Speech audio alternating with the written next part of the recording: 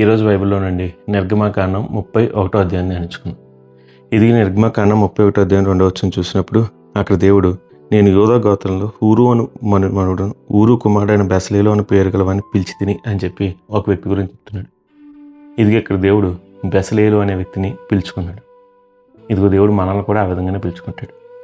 మనకున్న స్థితి వల్ల కాదు, మనకున్న శక్తి వల్ల కాదు, మనకున్న ఏదో దాన్ని బట్టి కాదు, కానీ దేవుడు పిలుచుకోవడం వల్ల మనం ఆయన సన్నిధికి చేరబడ్డాం. ఇది ఈ బెసలేలు అనే వ్యక్తి యూదా గోత్రానికి చెందినవాడు. ఈ బెసలేలుని దేవుడు కొన్ని తలాంతులతో ఆశీర్వదించాడు. ఇప్పుడు దేవుడు తాను ఆశీర్వదించాడు కాబట్టి తన పనికే బెసలేలుని పిలుచుకుంటున్నాడు. ఆ విధంగా జ్ఞాపకం పెట్టుకోండి, దేవుడు మనల్ని పిలుచుకున్నాడు. మన స్థితి వల్ల, మన శక్తి వల్ల, మనకున్న ఏదో గొప్పతనాన్ని బట్టి కాదు, దేవుడు పిలుచుకోవడం బట్టి మనం ఈరోజు ఆయన సన్నిధిలో ఉన్నాం.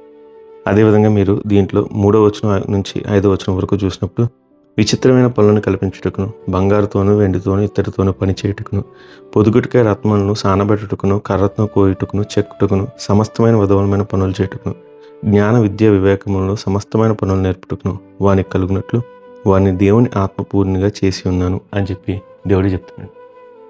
ఇదిగో దేవుడు కేవలం బెసలేని పిలుచుకోవడం మాత్రమే కాదు, బెసలేని తన ఆత్మపూర్ణునిగా కూడా చేశాడు. ఇదిగో చాలామంది దేవుడు పిలిచినప్పుడు, దేవ నువ్వైతే పిలిచేసావు కానీ నా వల్ల కాదు అంటారు. ఇది ఇలా కాదు అనేవారికి సమాధానంగానే దేవుడు బెసలేని చూపిస్తూ అంటున్నాడు, నేను పిలిచాను, పిల్లడం మాత్రమే కాదు, అతన్ని పూర్ణునిగా చేశాను, నా ఆత్మ పూర్ణునిగా చేశాను. నేను పిలిచిన పనికి అతను తప్పకుండా న్యాయం చేయగలరు. అతను ఆ విధంగా చేయడానికి సామర్థ్యాన్ని అతనిలో నేను పెట్టాను అని దేవుడు చెప్తున్నాను. అందుకని జ్ఞాపకం పెట్టుకోండి, పిలిచిన దేవుడు పిలిచిన పనిని చేయడానికి సామర్థ్యం కూడా ఇస్తాడు. బహుశా అది లోకం చూడలేకపోవచ్చు, ఇప్పటిదాకా మీరు గుర్తించకపోవచ్చు, కానీ దేవుడు పిలిస్తే ఆయన చెప్తున్నాడు, నేను ఈ పని చేయడానికి నీకు సామర్థ్యం ఇచ్చానని చెప్పి. బెసలేని దేవుడు సాక్ష్యపు గుడారం పనికే పిలుచుకున్నప్పుడు ఆ పని చేయడానికి అతనికి సామర్థ్యాన్ని, జ్ఞానాన్ని కూడా దేవుడు దయచేశాడు.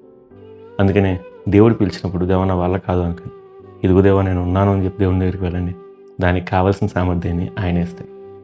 ఇక చివరిగా ఇదే అధ్యాయంలో మీరు 6వ వచనం చూసినప్పుడు, మరియు నేను దాను గోత్రంలో అహీనాముకు కుమారుడైన అహోలియాబును అతనికి తోడు చేస్తుని నేను నీకు ఆజ్ఞాపించినవన్నీ చేయనట్లు జ్ఞాన హృదయులు అందరి హృదయంలో జ్ఞానమును ఉంచి ఉన్నాను. చూసారా, దేవుడు బెసలేని పిలవడం మాత్రమే కాదు, బెసలేరికి ఆ పని ఎలా చేయాలో జ్ఞానం ఇచ్చాడు.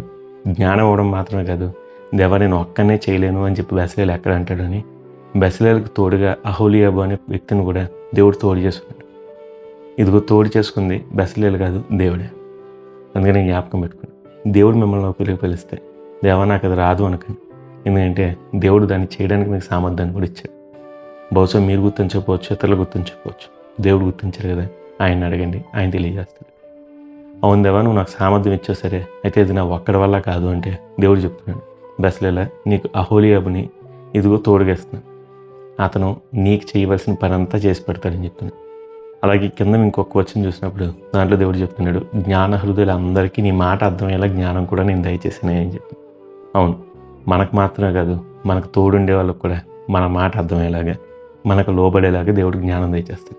అందుని బట్టి దేవుడు పిలిస్తే సాకులు చెప్పకండి, దేవా నేను ఉన్నానని చెప్పండి. ఆ పని చేయడానికి మీకు సామర్థ్యం ఇస్తాడు.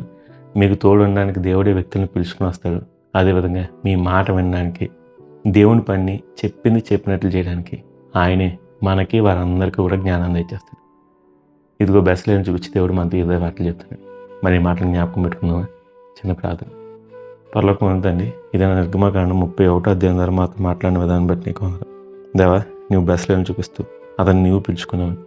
దేవా పిలిచిన పిలుపుకు తగ్గట్లుగా చదువుతుంది, అతన్ని జ్ఞానపూర్ణంగా చదువుతుంది, ఆత్మపూర్ణంగా చేసి నన్ను తెలియజేస్తున్నా చదువుతుంది. అంత మాత్రమే కాక అతనికి తోడు ఉండడానికి కూడా చదువుతుంది, నువ్వు వ్యక్తులను ఏర్పరిచిన చదువుతుంది, వారికి చదువుతుంది అతను మాటలు అర్థమవునట్లు, నీ పని చదువుతుంది సదావుగా జరుగునట్లుగా చదువుతుంది, వారికి నీ ప్రతి మాట అర్థమవునట్లు చదువుతుంది, నువ్వు జ్ఞానం దయచేసి అని తెలియజేస్తున్నావు. నువ్వు బట్టి నీకు పొందరా దేవా. అదే విధంగా చదువుతుంది, మమ్మల్ని పిలిచినప్పుడు మేము వెనుదిరిగి వారిగా కాకుండా చదువుతుంది, నీ మాటకి మేము చదువుతుంది, నేను ఉన్నాను అని ముందుకు రావడానికి నీ ధైర్యాన్ని ఇచ్చుటకు చదువుతుంది. బెసలేని మాతో వాడుకుని చూపించడానికి వందలు చెల్లించుకుంటూ దేవా విధంగా నడుచుకుంటూ మాకు సహాయం చేయని వరకు నా ప్రభును ప్రియరక్షకును నజరేయుడైన యేసుక్రీస్తు నామములో ఈ చిన్న ప్రార్థన అడిగి వేడుకుని పొందుకు నిన్నే స్తుతిస్తున్నాను ప్రియ పరలోకపు తండ్రి.